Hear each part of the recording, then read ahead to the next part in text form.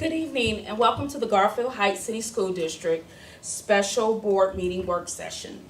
Today is Monday, October 9th, 2023. I call tonight's meeting to order. Mr. Oko, can I have roll call, please? Yes. Mr. Isom, Ms. King, Ms. Here. Sorry, Ms. Morrison, Here. Ms. Thomas, Here. Mrs. Daniels. Here. At this time, can I have a motion to adopt tonight's agenda as presented? So moved. Second. Any discussion? If there's no discussion, Mr. Oko, that was moved by Ms. Thomas and second by Ms. King. Can I have roll call, please? Ms. Thomas, Yes. Ms. King, Yes. Ms. Morrison, Yes. Mrs. Daniels. Yes. At this time, can I have a motion to enter into executive session for the purposes of the discussion of personnel matters? Regarding a negotiated agreement. Okay, so can I have a motion to enter into executive session this evening at, does somebody have a time? Is the clock right? 6:02. At 6:02 for the purposes of the discussion of personnel matters and a negotiated agreement. So moved. Second. Any discussion? Mr. Oko, that was moved by Ms. King and second by Ms. Morrison. Can I have roll call, please? Ms. King, Yes. Ms. Morrison, Yes. Ms. Thomas, Yes. Mrs. Daniels. Yes. We will be entering into executive session at 6:02 p.m. for the purposes of the discussion of personnel matters and a negotiated agreement.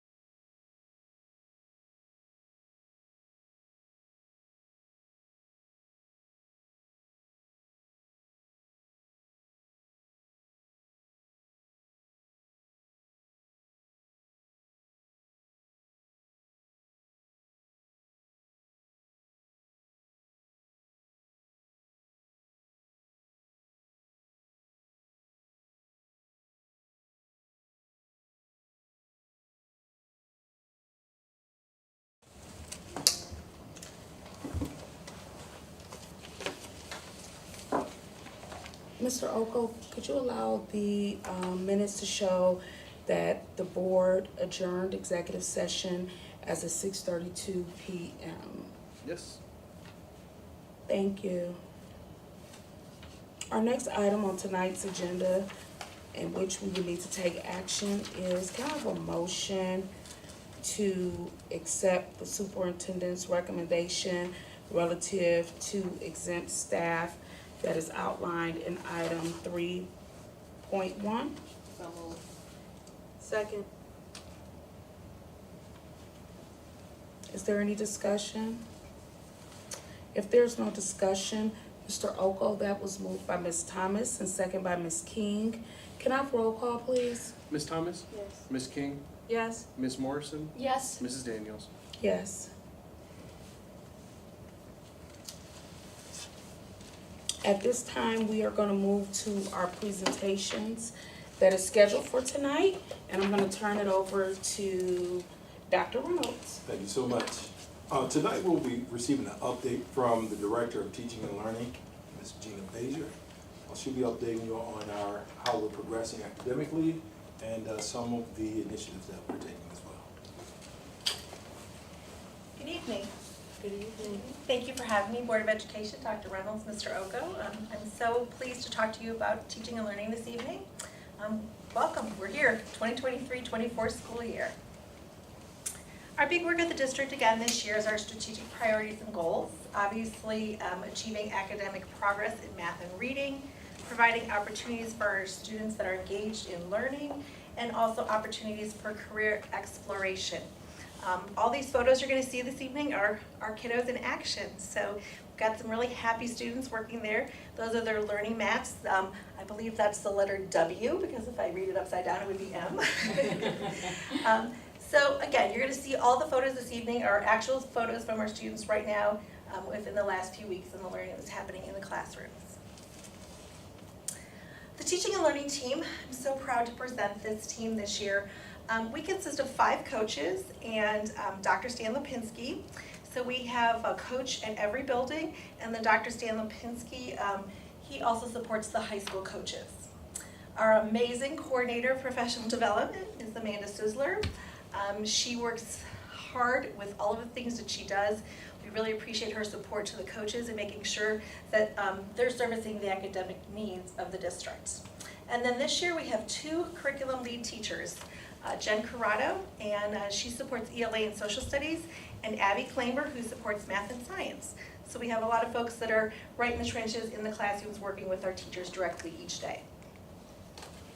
Professional learning. This year, professional learning will continue. We have our PD days once a month. We have our early release Mondays where professional development is happening within the buildings. Our work is teacher clarity. This year we're focusing on common assessments, having those discussions. It's much easier now that we have Ms. Tanya Stitt working with us from the data department. She's making sure that we see the data and look at the needs, and then we form our assessments around that piece. Our instructional coaches are using impact cycles to work with the teachers in the classrooms. That means they've had some gym night coaching training. They'll go in, they'll set some goals with teachers, they can do some demonstrations, and then work along with them to improve their craft within the classroom. And then we do have demonstration teachers this year. There's one in every building. That teacher's like someone that supports all of the other teachers that they're working with. Teachers can go in there, they can see lessons, they can ask questions, they can work together. So it's this peer-to-peer learning, and we are putting videos on the teacher channel this year as well too. So we're really putting all the professional development work together as a whole district. You can see our students in there. There's a lot of group work, center work happening, manipulatives around. That's part of our work and our teaching and our professional development. Our focus, systematic research-based instruction. This has a lot to do with what we're doing with the science of reading, making sure our students receive that instruction as consistent with learning. Culturally responsive teaching and resources, knowing how our students learn and being able to support that in the classroom with them. We have focused instruction on grade level content material, making sure our students are still seeing everything that they need to see at grade level and also supporting them where they are instructionally. Data-based decision making, as I mentioned, Ms. Stitt is helping us look at the data thoughtfully within our principals, our buildings, and making these decisions to drive instruction. And then we have targeted small group interventions. A lot of that you can see up there that's happening. Students working together. There's little focus groups up there on the right-hand side. We embed our technology with our students. Gym class, they're having a great time in there. That continues to support their learning. And then we have small group instruction in that bottom right-hand corner. So that's one of our title teachers, and that student is receiving targeted intervention for reading. How do we know what we're doing is working? Well, we're seeing learning intentions and success criteria in place. That means that you'll see it on the board when you're walking through. The students know their objectives. They understand what they need to learn. And we are seeing the students engage in the learning. And then lastly, the data piece. Our data is showing us where they're growing and what we still need to support and how we need to continue that along the lines of our instructional practices and working with our teachers in the classroom. That young man is on his reading mat, so he's there working along, reading a book during their center time. The other young lady is working, I think that's Play-Doh that she's got in her bucket. Again, stimulated learning. And then you see like a little reading bucket, so they have these nice little scooped reading pieces that they can sit in while they're reading during small group instructional time as well. So, how are we growing this year? STEM in every building. A piece that we talked about last year, it was a goal of teaching and learning in Dr. Reynolds. We have a STEM teacher in every single building now. Our students are thoroughly enjoying the STEM class. With Foundations in English Language Arts, K-2, there's Foundations is fully implemented now this year. Next year we'll go to grade 3. Science of Reading, we've been providing them with resources for the small group instruction. A lot of what you see that's happening in these small groups is coming from the Science of Reading. And then in grades 4 and 5, we are departmentalized this year. So we have some teachers teaching ELA and social studies and another teaching math and science, and they're teaming together. As you can see, there's a lot of hands-on working with our students up there. I see some building with marshmallows and toothpicks. I think the other one's a friction bar that they're going up and down with. And again, definitely including our students in all of this work. They're hands-on learning in the classroom. Continuing work at the high school and the middle school. We have Common Lit 2.0, which is our ELA program. STARI, which is our reading intervention program. We're continuing our disciplinary literacy work. We have explicit instruction happening and also explicit vocabulary. And again, this year we're partnering for the Stop the Hate essay and music contest through the Maltz Museum. So our students will be writing and putting in submissions for that again this year. So some updates to the curriculum. We have a new math curriculum, so all elementary students are working with Reveal Math at this time. This program promotes growth, mindset. It gets the students actively engaged, makes them risk takers. There's a lot of mathematical discourse, so they're having conversations and lots of opportunities for learning around the curriculum. You'll see that on some of the students' desks that are up there and some of the small group work. The bottom right-hand corner, there's actually a teacher doing small group on the rug with her students, engaging them in the new math program. At the high school for juniors and seniors, we have 2 more classes for algebra equivalency, and we have a new class that is math, modeling, and reasoning. They call it MMR. It's hands-on, lab-based math class. I know Dr. Reynolds had an opportunity to visit that class the other day. There's a lot of Socratic learning happening in there. It's really stretching our imaginations for our math students. We have a new statistics and probability class, and there's tutoring for all of these classes as well, too. So students needing extra support in math will receive that both at the middle school and the high school. Something I didn't get a chance to talk to you about, so I wanted to put it up there too. Our summer camp was a great success again this year. We had 169 kids from grades K through 8. They engaged in all kinds of activities, including hands-on STEM activities. We worked with a public library. They worked with social emotional lessons. Ms. Kiara Rice was our principal, and we had such a successful experience for our students. I mean, the attendance was like 87% attendance rate, which is really, really good, and we hope to continue that every single year and build on it as well. So you can see a lot of our students up there doing some great activities in there as well. So how do we know student success? We'll see it within every lesson, in every classroom, and at every grade level. And again, here you can see one of our kindergarten classroom students are working together in small group instruction. And then again on the left side, we're seeing more work with our teachers embedded into the classrooms. So we thank you for your continued support, and we look forward to a great, successful year for our students of learning and engaging. And hopefully this time next year I can report more great things out to the Board of Education. Thank you. You're welcome. Thank you, thank you, thank you. Thank you. Any I'll go back to questions? my seat before we take our questions. Okay.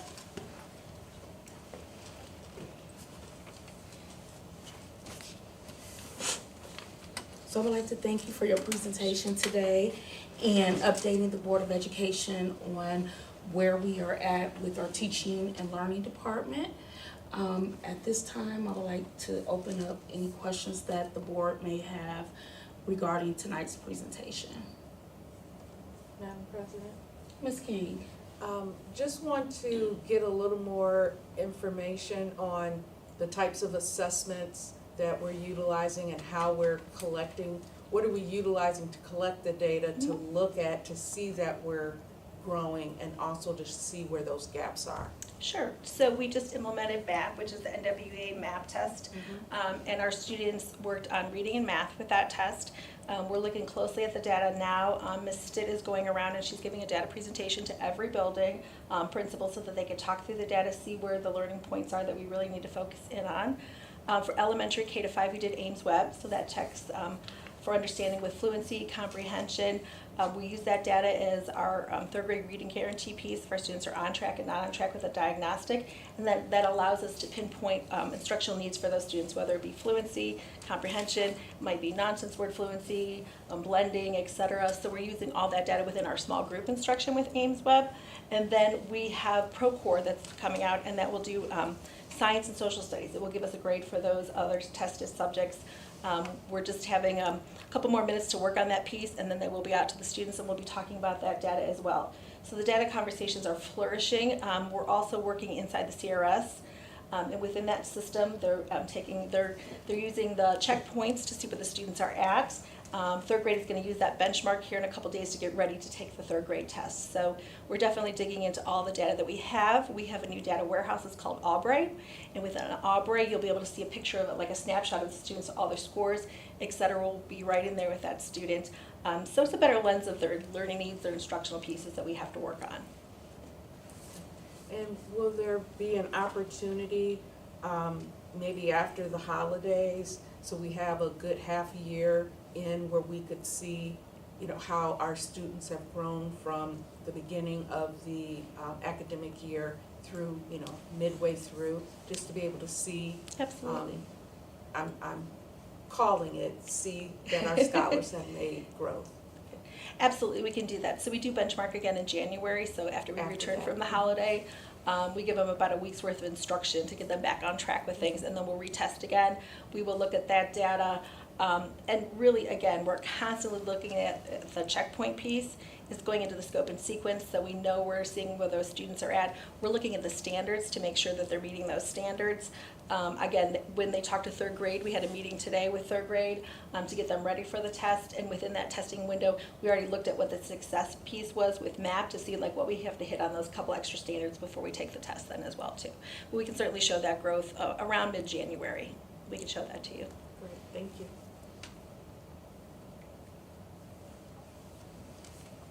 Ms. Thomas? Thank you. So I know we just, reconfigured our buildings this year, but within the buildings this year compared to last year, what are some of the things that you've seen with our students being all together per grade level? We've seen great success. I mean, our students are excited. We see a whole new vision of school and learning that's happening in the buildings. Definitely focused on the grade level content. It's much easier when you just have those two grade levels together. And really the structures that are put in place, the students, they've adapted very well. Children always adapt better than adults sometimes, so we know they're doing a great job with that. I know Ms. Frimmel's going to be reporting out next for you, and she's going to talk specifically about that piece and what it looks like in her building. A lot of collaboration with teachers, so this gives them time to collaborate. There's 8 to 9 people on a team.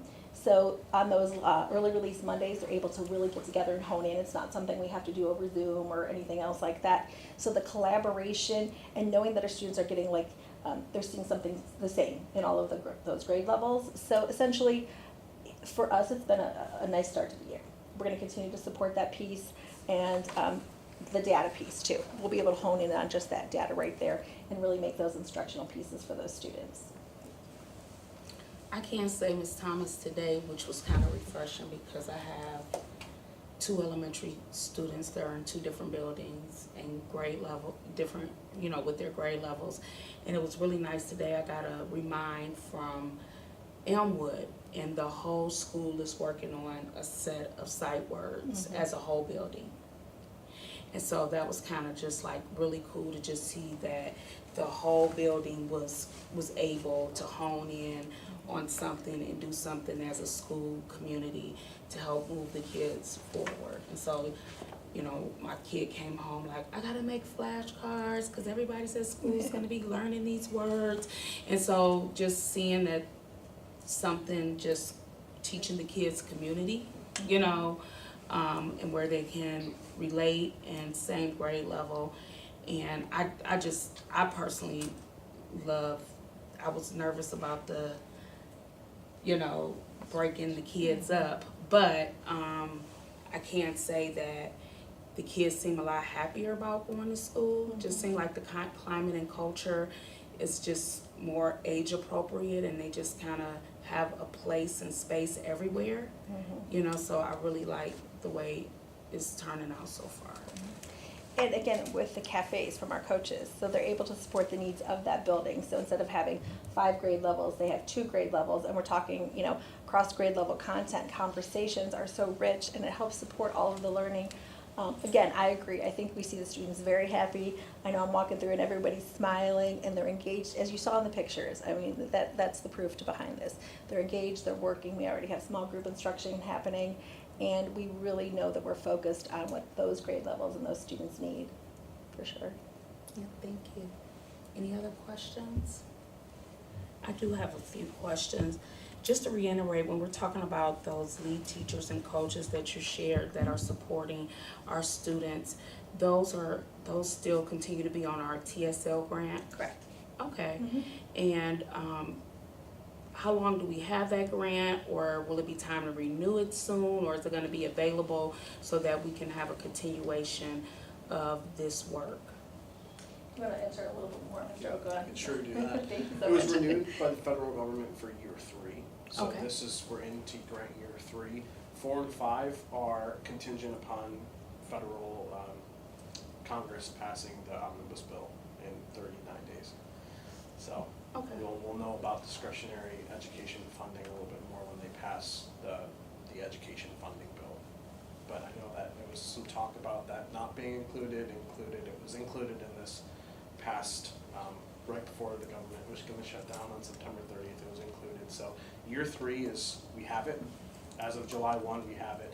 And then most likely year 4, if the ESC renews it, we'd have that as well.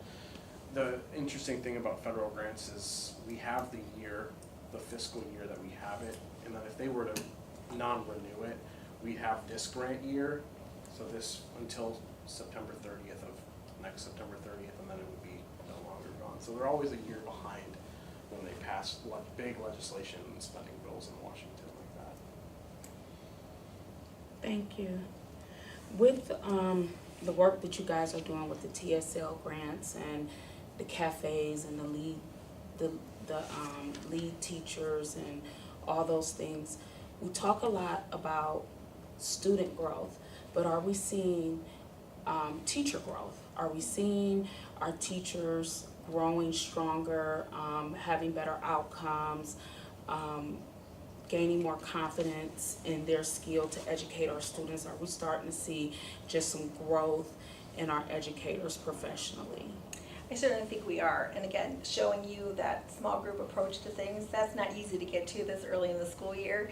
And so they're taking risks, they're working with the students, and with the data piece, they're also identifying those needs of the students. So we're really getting targeted assistance in their instructional pieces. So yes, I think they're growing from all of the supports that they're getting, whether it be the TSL grant or any of the other folks in central office that are, providing that support to them.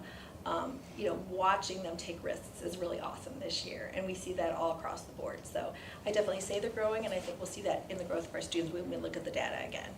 Yeah, absolutely, because I think it's important that our teachers have, the same supports and energy that we provide for our students, because we want to see them grow professionally too, because if they grow, then our students grow. And I'm glad that we are developing a culture where our teachers can have some opportunities to take risks and challenge our students so that they can get the best education possible and so that we can get the best outcomes. Are we, like I heard you say, we have the science of reading now, one of my favorites, foundations, and some different new curriculum.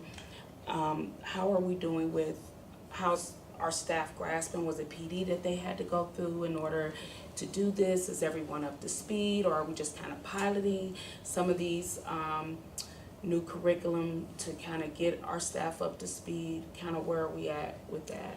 With the science of reading, we're well underway. I mean, we've had Haggerty adding the foundations in this year was successful. They had training from actually the Wilson Company in itself, so it was one of the first PD days they received all of that training, and that included our intervention specialists as well too. I want to be very clear that wasn't just our classroom teachers, so we have supports across the board. We had 5 of our teachers attend Wilson training, which is the lower level of foundations, and that's really targeted support. Having those folks that are Wilson trained in the buildings are essential to us right now. It's also in line with the dyslexia laws. So with the new laws, et cetera, we have to have our teachers trained, and we need to have those folks accessible in the buildings to our students. So when we identify something, we can meet that need right away, and we're well on the way with that. All of our teachers are up to date on their letters training, which is also part of the science of reading. And then there's a lot of peer-to-peer learning happening as well too. When we talked about like how do we know they're growing, because they want to teach each other now. So one of the opportunities with the upcoming Professional Development Day is it's going to be some peer-to-peer learning. So I found some great things. I found some new centers. Let's talk about this. Let's do some make and take. So they're actually working along with each other as well too. And that's what we ultimately want, is we want that sharing and pairing with the teachers so we see greater growth within the students. Great, thank you. When you talked about curriculum, where are we at with, and I don't know if this is you or Dr. Reynolds, how many AP classes we're offering our students, and do we have a plan to increase access to advanced placement for our students? So we are looking at that. We're looking at all the classes at the high school to see now what that track looks like for majority of our students and what we need to add to the curriculum so that we can support that piece.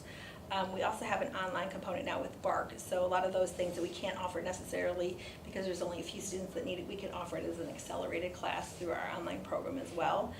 So we're trying to meet the needs across the building for our students that need AP, any of those advanced classes, and then because we're starting the gifted program at the elementary level, we're going to keep that track going up through the middle school and then into the high school. So it will lead to more classes being added to that piece, but certainly we're looking at it, we're looking at the needs of our students. And I guess we're really gonna have to just kind of, that's where we come to some equity work, right? Making a determination of, I'm sure we have more than a few students that would be on the AP track. And how do we begin to fairly identify the students and put them, have it available. And I think that's been a weakness in our district over the years, actually. That's actually the discussion that we were having. When you look at a district and the number of AP courses being offered, it kind of talks about expectations for our kids. So we did take a look and see our gifted program, which we really did not have a gifted program, and that's where our work has been, really trying to develop that pipeline of students coming through and identifying students early on. And in some of those identifications, it's not looking for the cookie cutter type of student. We're looking for students who have that potential of being AP level, honors level students. But we have to have that expectation that our kids can do this work and our kids can do this work. So our focus is on making sure that we are providing upper level course, rigorous coursework for our students, making sure our honors classes are honors level and not just kind of the title of those things. So the work is going to be a long process, but it will show that our expectations for our students are high, and we will be adding to our level of honors courses and our AP courses as well. I know Cleveland Heights City School District had did a major overhaul with theirs. And I had the opportunity to speak with one of their board members about it. And it may be something for you guys to really look into, even having some, like affinity type groups for kids that they were pathwaying into that because they just didn't think they could. And just some supports, extra supports around those students that we identified. They actually wrote a whole equity, their board adopted an equity policy around advanced placement and gifted placement. Yeah, so I think, because we have a lot of students, way more than we have identified probably that would, but we don't offer it as much, a good course catalog with AP classes. I think maybe sometimes we lose some of our best students to neighboring school districts because we don't have anything to offer our high achieving students. And I would like for us to put the same efforts into our high achieving students that we put into our students with exceptional needs. We're definitely working on the True Honors Track pathway, and that, again, with the gifted portion of it, working up towards it. And now, especially with the STEM too, it's critical thinkers. And so often our students, like, that critical thinking wasn't in place for them, and we're seeing it come up now more, and hopefully it'll, unearth some things that tell us we really have folks that we need to get on this track because there's more to what we can service them with. Absolutely. That's all I have. Thank you. Thank you so much. Thank you. Thank you, ma'am. Okay. Ready to talk about property taxes? Yes, Mr. Oko is up next. Fun, right? Oh, yeah. Oh, I got another presentation. I'll try and keep it brief. No, that's okay. No, I just want to move so I can see it. Are you got something up? Oh, yeah, I'll put it up okay. there for you guys. Got some graphs and fun slides for you all.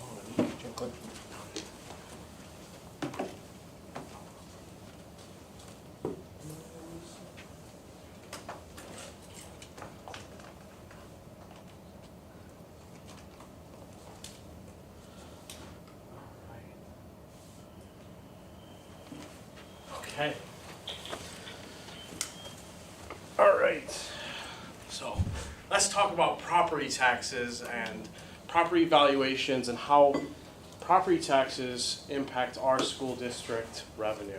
Property taxes are a hot discussion right now across the state. We are seeing multiple legislative bills come through in the House of Representatives and the Senate down in Columbus, and people are genuinely upset about their rising valuations and appraisals that have come through after this COVID boom with property valuations.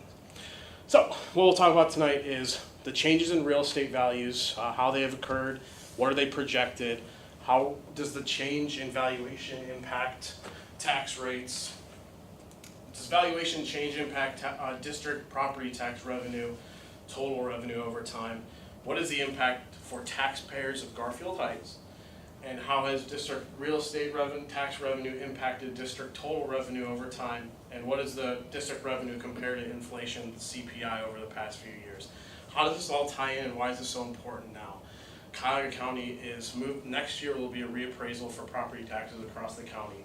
We're looking at a 21%, and that's a low look in property reappraisal in the county. That's unheard of. 2 years ago it was 22%. Summit County, where I live at, 42% this year. So this is an important conversation because we need to understand what is our story as a district with property taxes. So first, let's talk about how they're calculated. So your home value, your market value, let's say you have a $100,000 home, you bought it for $100,000. Now 35% of that is what you're going to be taxed on. That's called the assessed rate. So $100,000 home you bought is market value, multiply that by 35%. What you are going to be taxed on is $35,000. That's the law ORC. It's been like that since I believe inception of time in Ohio. That's your initial tax bill. So you multiply the $35,000 times the effective rate, millage rate. When you get that, you see your initial tax bill. Also on that, you're going to see the state paid reimbursements. There's 2 of them in Ohio. You have a 10% rollback, which is for all homeowner credits. So 10% of that the state will pay. And there's a 2.5 homestead exemption for certain classes, senior citizens, disability, folks with disabilities. And then when you see that, that will be your current tax liability, is the initial tax bill subtracted with state paid reimbursements. That's what you're paying twice a year. So we have levy types and changing tax rates. So first one is our inside millage. This is not voted on. This is below the 10 mil threshold. If you wanted to put anything in front of taxpayers that's above 10 mils, and this is not only school districts, but county, city, state, it has to be voted on. Inside millage is a 10 mil threshold that the county disperses evenly across its subdivision. So 4.86 mils is designated to Garfield Heights City School District. We see revenue growth on that with reappraisal increases. It's very little though, because 4.86 is a smaller amount for the overall effective tax rate that we see in collections. It's a single constant rate. It never changes. 4.86 is what we get this year. It'll be what we get next year. It'll be what we get in 10 years. Fixed rate levies, voter approved rate, limited growth. It's effective rate by class. So if you remember, we have 2 classes, class 1, which is residential, class 2, which is commercial. We do not, as a district, have fixed rate levies. So this would not apply to us. The reason it's important though is because it's included in that millage floor. In 1976, the state House of Representatives passed House Bill 920, which effectively put the 20 mil floor in for school districts and limited the growth that taxpayers or the school district would see in rising valuations. So why is this important? Because the 20 mil floor is where our district is heading. Keep that in mind as we move through on the next couple of slides. Fixed sum levies are what we have now. Our emergency levies that we comboed in 2015 and I think 2012 is our other one, are fixed sum levies. They only collect what the voters approved at the time of the election. We see no growth in valuation increases over time.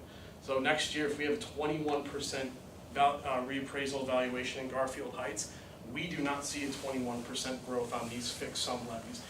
We only see a 21% growth on that 4.86 inside millage number. That's not included in the millage floor.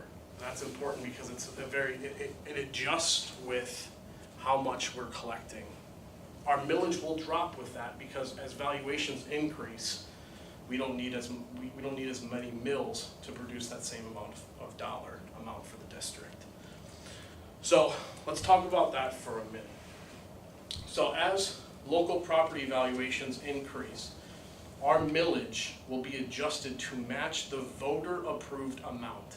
This is why we see relatively flat revenues for the district when it comes to local property taxes. So the importance of this is that our effective millage rate for class 1 is 24.22 mils as of this year.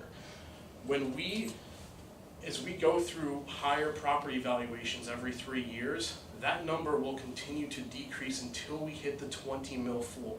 Once we hit that 20 mil floor, we no longer can drop, and then our district sees immediate increases in property appraisals. So if we're at the 20 mil floor next year and property taxes our property valuations jumped 21%, our millage would increase, our collection would increase 21% because we no longer can drop down past the 20 mil floor. But right now, it will continue to adjust. So we will see no growth from higher property valuations until we meet that 20 mil floor. So let's talk about historic district values and tax rates. So I'm gonna step in front here. So you'll see here that change in class 1 property values. 2015 was a recession year. You can see that was an appraisal year, and you can see how our valuation in Garfield Heights dropped. You'll see in 18, 3 years later, jumped 10%. 21 is is after that COVID boom. That's a huge increase, and it was felt across Cuyahoga County. We're looking at 21% next year, and you can see the year-over-year property tax rates, 2013, 15, and 16 were the emergency levy renewals that were passed. So that's why you see that increase, because they're passed and they start collecting those years. The important thing to see is that 17, 18, 19, 20, and 21, our collections or our property tax rates decreased because we did not need as many mills to produce that voted amount of dollar for the district. So over time, you'll see that the voted rates will match what the district or the district community approved, and you'll see no increased revenue with those levies. Projected district values versus tax rates. 24 and 27, you see it there, 21% increase is what we're looking at, forecasting for next year. And then 3 years from there, the appraisal year will be 15%. Again, Summit County saw 42 this year. They were looking at a 30%. Mahoning County got a 48% increase. They were looking at a 25%. And that's where these conversations in Columbus come around. How do we fix this problem that was created with the COVID boom in interest rates and valuations? So our story, and this is an important one for Garfield Heights, is that our full voted rate in the green bar is what the voters approved at the time of the levy when it was presented to them as a ballot issue. Our fixed sum levy rates are our emergency levy rates, and then our Class 1 fixed rate effective rates slowly drop over time to that red bar. Why is that important? The district had a strategic plan around levies because we are now going to hit that millage floor, that 20 mil floor, in 2-3 years, depending on valuation rates in the city and the county. Our total revenue and local real estate revenue, you'll see that it's a relatively flat yellow bar for our total real estate revenue from what looks about 2014 through 2028. It's looking like a pretty static, very non-changing real estate revenue growth. And then you'll see our total operating revenue is jumping there above 50. What's the difference? State funding. State funding. We're 75% state funded, 25% community funded, local source taxes. The question that communities struggle and districts struggle to answer is, you're putting another levy on the ballot. Why are you putting another levy on the ballot? The reason why is that we cannot collect more than what was approved by the voters given House Bill 920, and inflation will eat district revenues alive, and they do in our district as well. So we'll take a look at the tax revenue versus inflation. You'll see that average revenue growth in local property tax 4%, average total growth in revenue 3.1%. That 4% is mostly off the inside millage, that 4.86 inside millage that's given to us by the county. Annual CPI inflation rate 6.37%. Our inflation rate will continually outpace our local community support. Our projected average over 5 years, most likely that CPI number is going to jump because this didn't take into account fiscal 23 with a 9% CPI average. And again, you're seeing that the average annual growth over 5 years is a negative 0.1% in property taxes.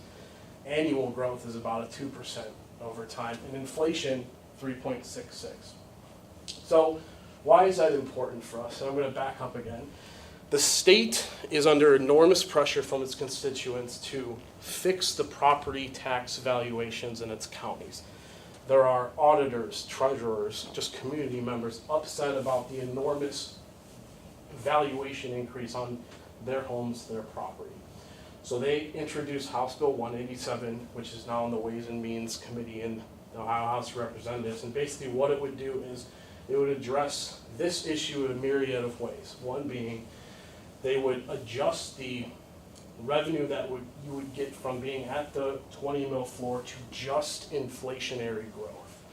That's inequitable across the state, and it goes against the Ohio Constitution regarding property funding and the Ohio school funding model. it would lead districts like North Royalton to see massive growth in if they hit the 20 mil floor versus districts like ours where, you know, we're not growing at 40% rate with our home sales as North Royalton is, but we get the shorter end of the stick on that. The other option that they're looking at is freezing property taxes across the board for this year, and then having the county auditors look at that and make that decision on what the tax equalization rate's going to be. That is the one that scares me the most as a district treasurer. What they would do is they would freeze collections. They would look at everything, and we are dependent on property tax to pay payroll, to pay our bills, to keep the buildings going. This is something that we are adamantly opposed against. And the third option that they are looking at, which is more likely to happen, would be taking a 3-year average of property tax rates instead of 3 years, with a heavy weighted emphasis on that third year in data analysis. So instead of it being, say, a 40% property tax valuation increase, it's a 20% because that first year wasn't as high as that third year. This is all in reaction to the massive property valuations we've seen in the past few years. So our district plan is that we are going to be forced down to the 20 mil floor, and it's was done in with a good strategy behind it, because at some point the real estate's going to catch up and start accumulating and appreciating in growth over time. So that's the story of our district, and I just want to leave with the final bill that the Congress has talked about, which would be lowering the 20 mil floor to 15 mils. So essentially, this one's a little far-fetched, but taking our plan to get it to the 20 mil and extending that by years, probably a couple of cycles, and then it would just disproportionately affect most of the districts in Ohio. But right now, where we stand in fiscal year 24, we're not at the 20 mil floor. So we really don't have any skin in that game until we get there. So that's our property tax story.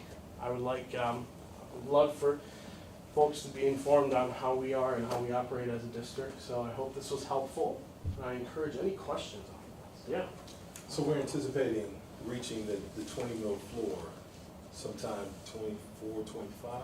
Yeah, so it's dependent on next year's reappraisal rates. If we're forecasting a 21% and we get a 28% increase from the county auditor, then that could be accelerated and even closer. But say it comes in at 15%, it'll push back because they adjust based on the overall valuation of the district. So we're almost surpassing 2008 rates or valuation numbers as a community.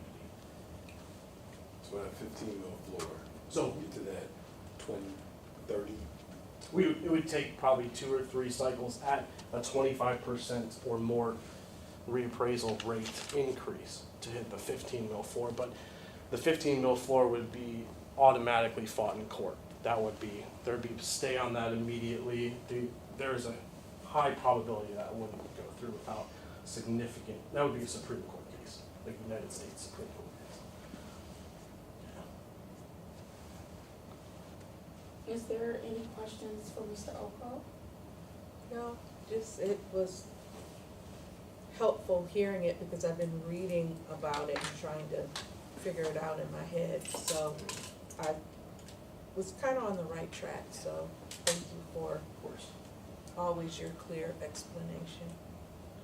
I just have one question. So when you say we're only allowed to collect on the value of the meals at the time that it was voted on, but we still pay, the taxpayer pays the full amount even with the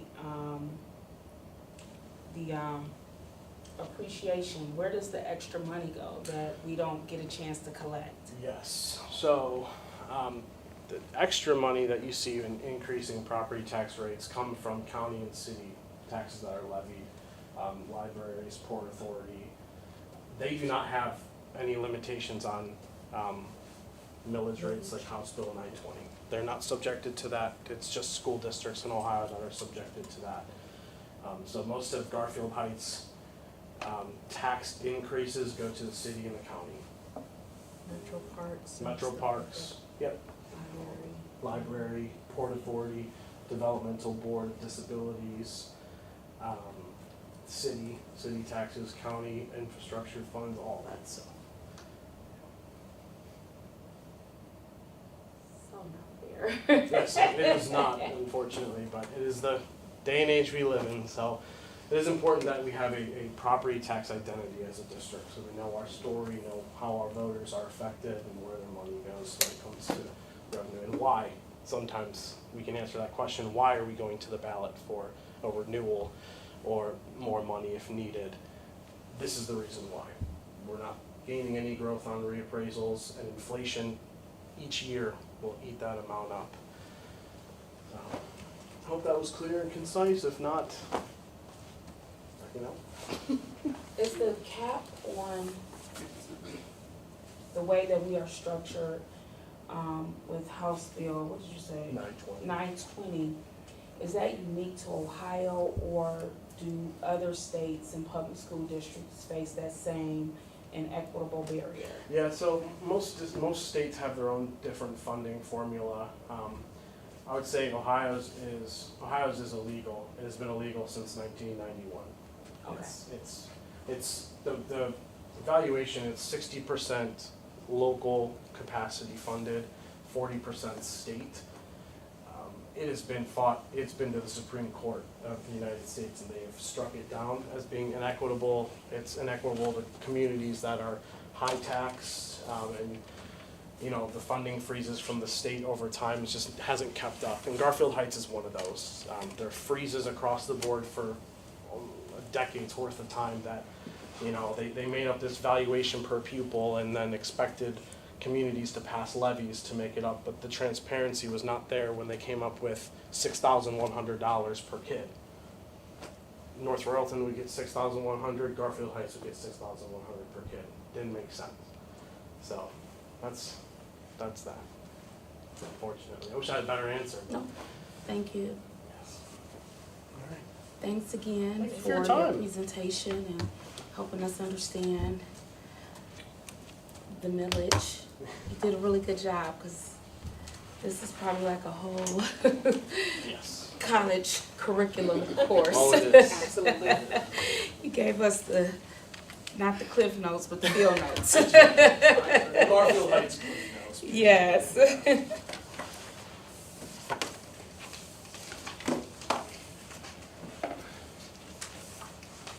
At this time, the next item on our agenda this evening is discussion on the tentative agenda review. This is our agenda for our October 16th regular board meeting. At this time, I would first like to open up this discussion with Dr. Reynolds. Is there anything that on this agenda that you would like to bring to the board's attention for discussion and information during the work session? Yes, during the next meeting, we'll have a presentation from the middle school.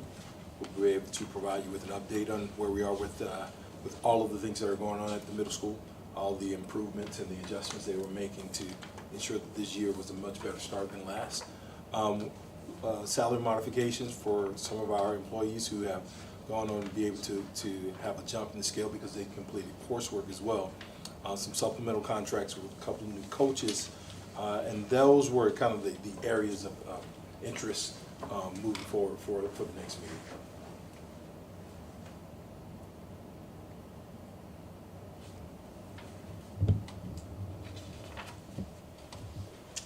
Mr. Oko, is there anything you would like to highlight? Item 18.2, it is 3.2, subjecting existing renewal levy on first resolution for October. to be presented to the voters and community in March of 2024.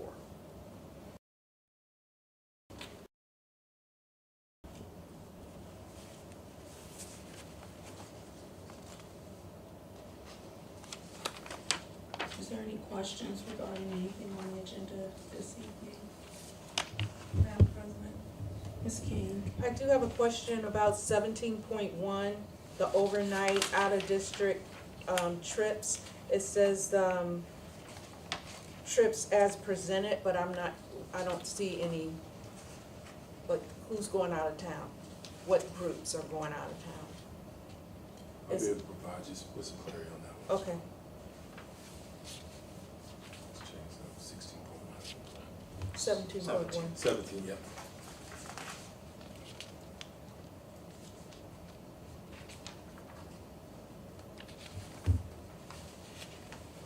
Yeah, we usually get a list of those trips. Trips, yep, I'll make sure you have that. Madam President. Ms. Thomas?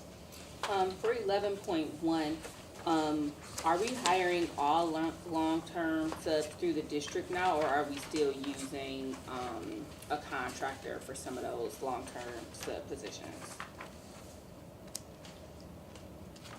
A lot of the long-term subs are directly through us.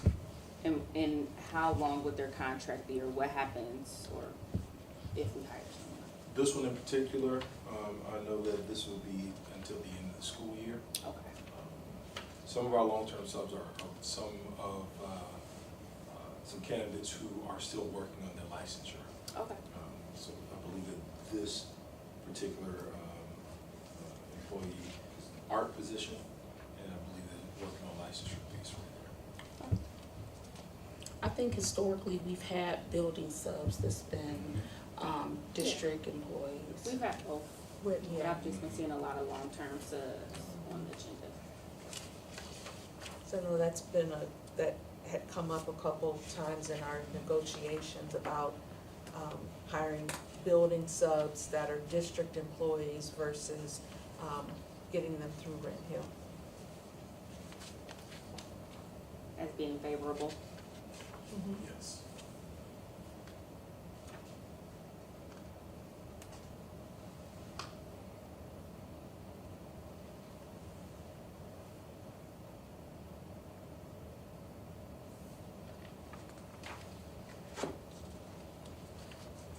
We have some certified resignations on the agenda today. Are we up today, or, for the 16th? And you're recommending that the board accept these resignations in the middle of the mid-school year? Yes. Okay. Yes. I Some don't of know this how is, much we could talk about out of executive session. yeah. We have a plan for each one of these positions. I'd like to go into detail with each one of them at another time, but the adjustments have been made. We've been working with the schools. The middle school has been working with teaching and learning to develop, make sure that we have a plan for each one of these positions. STEM position has already been taken care of, and so has there's also been a presentation to the union for the financial literacy as well. So there is a plan to ensure that our kids are not missing out of instructional time with these recent adjustments. So we are letting them out of their contract.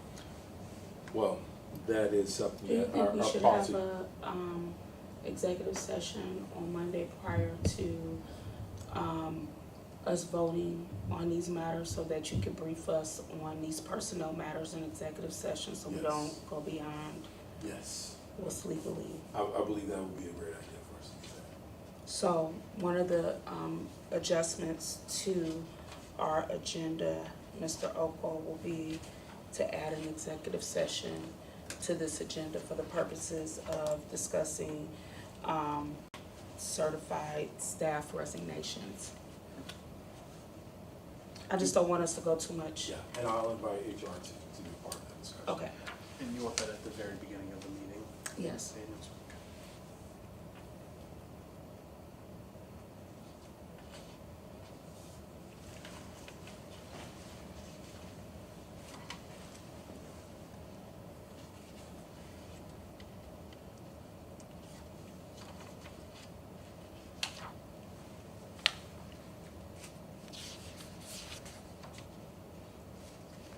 Also, Dr. Reynolds, and I may be off a little bit, I think you had told me that you were gonna start, presenting something to employees at our regular board meetings. Yes. Will that be, this board meeting, and would that go up under, that probably would go up under, used to be a space that said accommodations and, yes, item number 6. So what happens is during our PD days, we'll have an innovative awards. And with those innovative awards, we'll have a teacher who, or a group of teachers in some cases, that we will present with the innovative award. And then those are the teachers that we will then identify and honor at a board meeting. We've also had communication with the mayor's office as well. And we are looking to also celebrate those teachers at city council meeting as well. So we want to make sure that we are identifying, not just identifying, but just celebrating our teachers. Our teachers are doing an outstanding job. They're working hard. They are working hard, and we want to make sure that we're consistently celebrating their great work. That's just kind of a gesture to ensure that we are doing this consistently. And not only would it be teachers, but it will also be just staff members in general. Okay, So great. we will be identifying from all areas. And when will we start to see those recognitions at the It will board be meetings? a next month board meeting. Okay. We'll be presenting on the 23rd. We'll be presenting the Innovative Awards, our first one for the year, and then at the next board meeting. And then we'll provide that information and a bio to the city council as well, so they'll be identified. And then we're going to invite the teacher and the building to come in and share with them as well and celebrate with them. Great, Yep. great. And see if city council can do that meeting not on their second Monday, their fourth Monday. That way we can have an opportunity to, join in the celebration. Not a problem. I don't have any other questions. Any other questions? If there are no other, what is the little Bulldog youth head coach? Do we know what that is? I've never seen that before. Is that wrestling? Huh? Is it wrestling? Wrestling? Do it to the rest of the coach. And they call them little Bulldogs?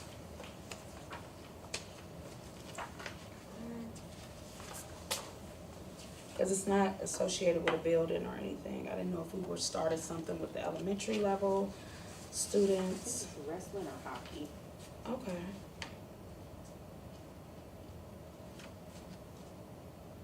But that's a great question. 'Cause Yep. I'll definitely have an answer for you on that as well. I just never seen a little Bulldog. Bulldogs.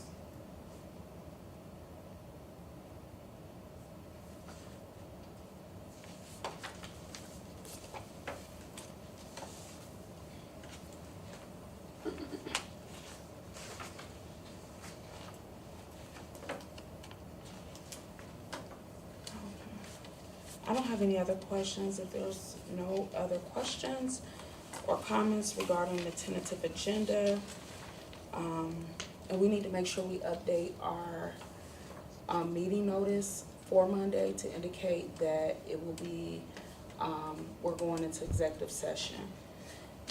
And then make sure that the website is updated with the actual location Yeah. of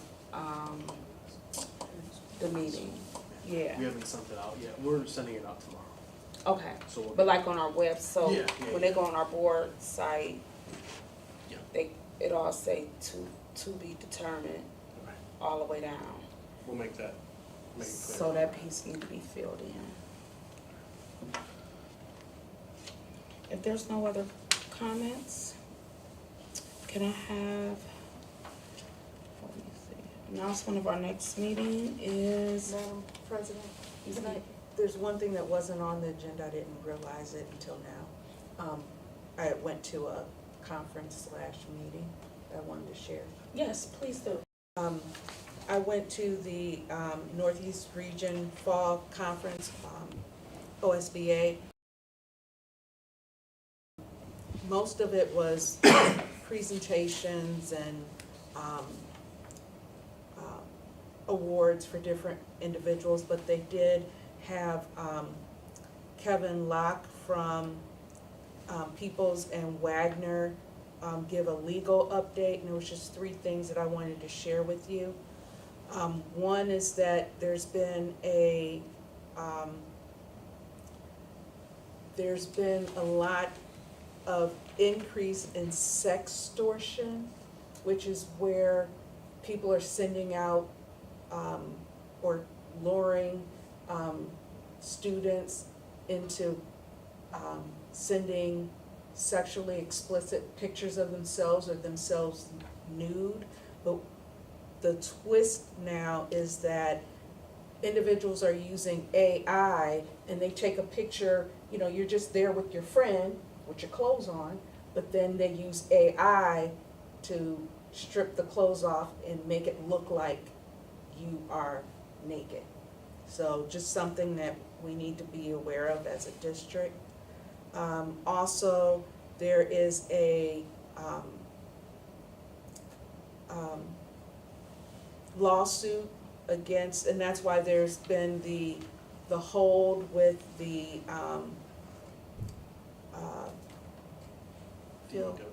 Department of the Education and Workforce. moving forward with the stripping the Department of Education of all of their duties, because there's they're saying that you can't slide in something that is not related to the bill. So in Ohio, it's a single subject bill. And what they're saying is this was a budget bill, so how did they slide in stripping ODE of all of its responsibilities and duties? So that's why there's been a pause on that, and so we'll see how that lawsuit plays out. I want to say it was in Toledo, a district in Toledo, that filed the lawsuit. And then also he said that there is a lawsuit against a school board member in regards to their Facebook post, because as a school board member, on your Facebook page, if someone in the community, because we're public officials, if someone in the community says something that you don't like on your Facebook page, we cannot block it or delete it. So there's a lawsuit that's going on in regards to that. So those were 3 things that I thought were interesting and piqued my curiosity, so I wanted to bring it back and share with the group. Thank you. You're welcome.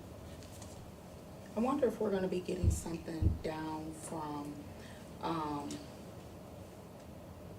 Neola regarding AI. I know that the college I work at, we just implemented some guidelines and new policies regarding students' usage of AI and stuff like that.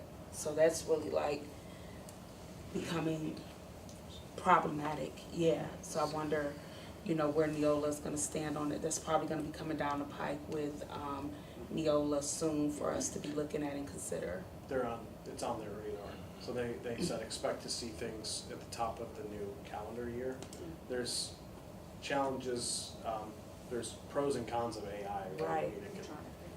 They're trying to figure out what's the best policy that they can recommend for school boards to look at individually and uniquely. So Neola is working with us on that as well. Because we want to teach our students about AI and how to appropriately use it, but we don't want them utilizing it to write their papers. Mhm.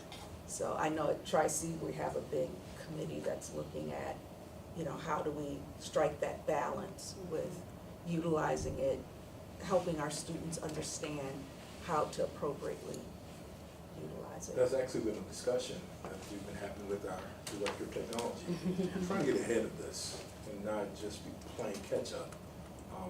Really ensuring that our knowledge level is there to use this as a tool instead of being something that we're looking at is going to be something that we'll be chasing our own tails to make sure that, you know, the kids are using it appropriately. But we've been talking about that, and he's been receiving some training and some conference webinars to really kind of attack those situations. And there's lots of different kinds of AI. I mean, that's the piece too. One of the ones that's been most popular has been ChatGPT. And that's the one where we start talking about students using it to write papers and things like that. But there's lots of different AI tools out there. A lot of them are productivity based. A lot of them are going to be tools that can help prepare them for next generation careers. So we want to find the right balance of how we're teaching our kids ethical use. A lot of, to the point that you were making, a lot of ethical use of AI and how to use it to properly represent yourself. Yeah. Yeah. Even Bing has an AI. You know, when you type in Bing, do you want to ask me a question?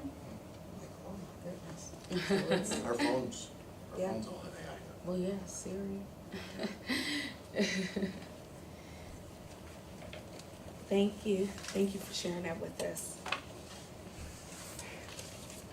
Was there anything else? Nope, that's it. Thank you, Ms. King. If there's nothing else,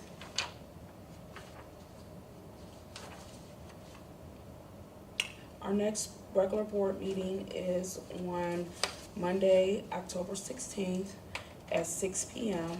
at the Garfield Heights Middle School. And with that announcement, can I have a motion to adjourn tonight's meeting at 7:40 p.m.? So moved. Second.